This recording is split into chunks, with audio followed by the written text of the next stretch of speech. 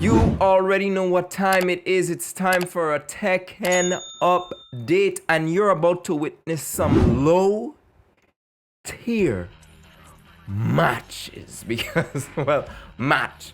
So, one thing I identified first and foremost as one of the most important things in learning any fighting game, or, well, this applies to life on a whole, is really about identifying habits that you make really early in the cut, and of course understanding how to address and weed out these habits. So upon playing Tekken 7 thus far, I have noticed that I'm very rage art dependent. Friends have reason to believe that you are suffering from chronic bitch dependency, Mr. Dubois. May I call you Tom? Is this some kind of joke? Tom, bitch dependency is no laughing matter. And so far, I'm not playing the game like a 3D fighter. And I'll explain what I mean by that in a second. So here I play against a Hwoarang online. But the thing about it, we're both very early players, I would assume.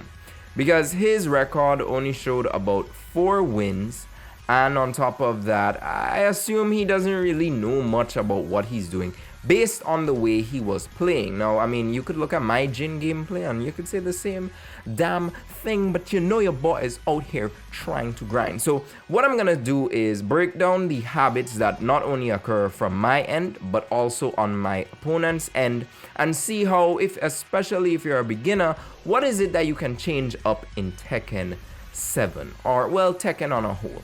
So the first round is a relatively decent round for me, because at this point I already know that Hwoarang's game plan is to stay in your face. You know, they like to get up in front of you and press all buttons at their disposal. Now, this is the first time I'm actually fighting a Hwoarang online, so I'm not really sure about what the optimal punishes are, but upon going back in the replay, I can actually see that. So now we're at the start of round 2. I don't really want to pause too much, but here is a case where I kind of understood that this is somebody who's just going brain dead on Hwoarang because, hey, guess what? You have the ability to do that, so why not? Which is funny because actually, after he didn't want to rematch, I went on to test out Hwoarang for myself. That didn't do anything, you know, besides the little basic knowledge of Hwoarang that I have.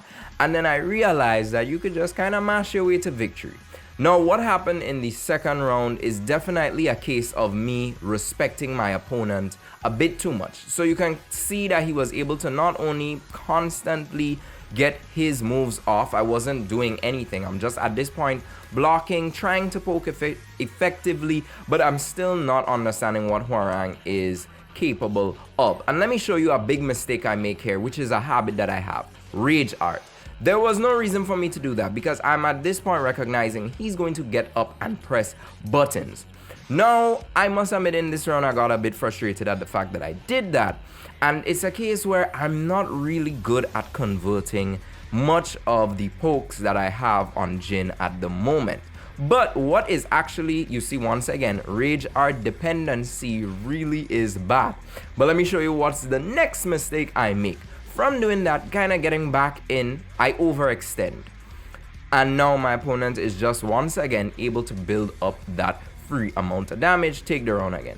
So by this time now, I'm really scared because once again, I don't know what Hwoarang can do.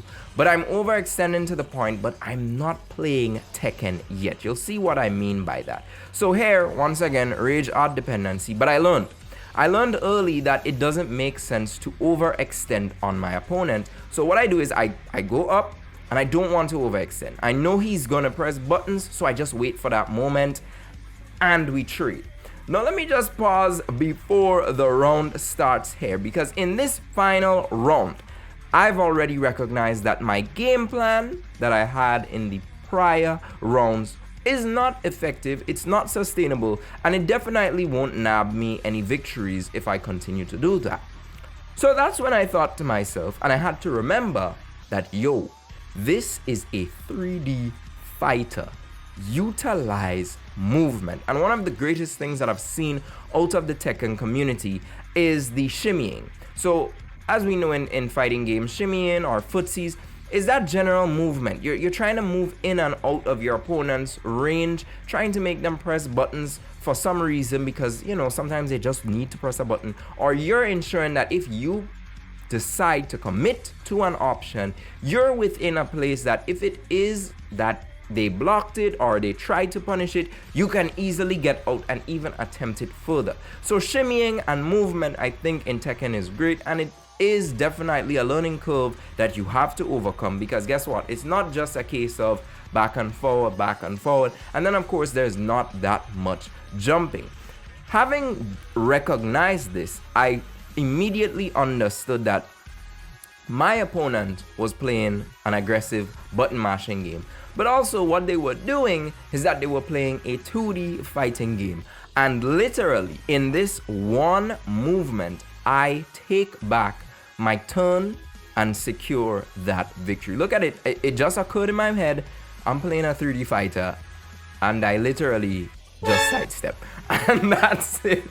Like, from there, the momentum shifts. Look, I could have gotten a whole combo off on that. You're seeing now, as I review the footage, I can see all the punishes. But definitely, from that moment, it was a case where I should have had way more optimal punishments coming out. And it should have never gotten to a point where the Hwoarang player was that dominant. Especially when I can recognize that there possibly was a lack of, let's say, a lack of understanding of the fundamentals. I don't think Hwoarang is a character that would encourage beginners to get fundamentals, because you could literally just mash O and X. I actually went first time playing Hwoarang, besides the basic knowledge that I have of his just frame, and I matched with a third Dan Chloe. Of course, this is not like some big gap, and these things really don't matter much at the lower ranks, but I'm just saying that for somebody who was playing their character, we went a best of 3 set, and I managed to win 2 out of those 3 sets. And it was interesting to see how simple Hwoarang's game plan is, just between spamming 2 buttons, and what effect it can have on new players. So Hwoarang is definitely a noob killer character. So right about now, I'm recognizing that movement I have to take more priority, and I think as a beginner, anytime you're approaching this game, Tekken on a whole, there is a level of movement or an understanding of movement that must be accompanied with the way you go about playing this game. You've got options, you can move sideways, you can move left, right, back. You could jump if you want, but it's a case where you might even have an ability that kind of launches you over your opponent to side switch. These are all options within Tekken that you have to take into consideration, but also try to calm down on pulling the trigger of the rage art that much. In fact, I realized that rage drive does even more damage. Yes, there's the free armor on rage art, but there's the fact that you could actually get more bang for your buck using the rage drive, and then obviously it could lead into more combos. So while I was actually playing Hwoarang for the first time, I was actually fighting the lucky Chloe, and I was, you know, attempting to use rage drive instead of the rage art. But Hwoarang is a bit much easier to get into his rage drive, because you have to be doing a flamingo stance to use the rage art. But I was trying to get my mental ready to a point where it's like, hey, if you're low, it doesn't mean that you automatically have to pull that trigger, because there was a case where I was actually fighting someone who every time he dipped into the rage art health range, instantly. So that's definitely a newbie habit,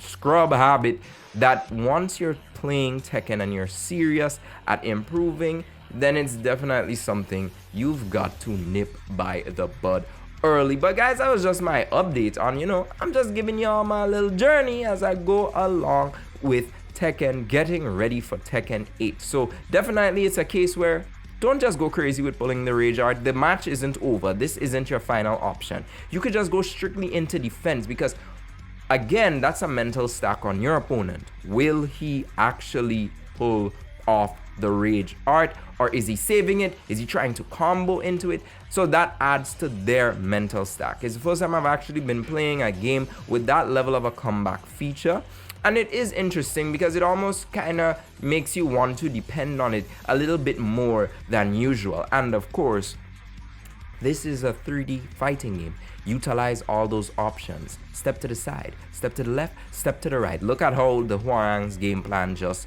crumbled at the fact that he wasn't able to apply the pressure first and foremost, and I stole that turn away. But let me know if you enjoyed this video and of course the series on a whole as we get ready for Tekken 8 and seeing how much I can improve before January 26th comes around the corner. But I'll see you guys next week in another update. Hopefully I could see more habits that I have to work on, or perhaps I could actually provide you with some good gameplay beyond the obvious newbie fights that I do. But take care and I'll see you in the next video. But until then, stay gaming.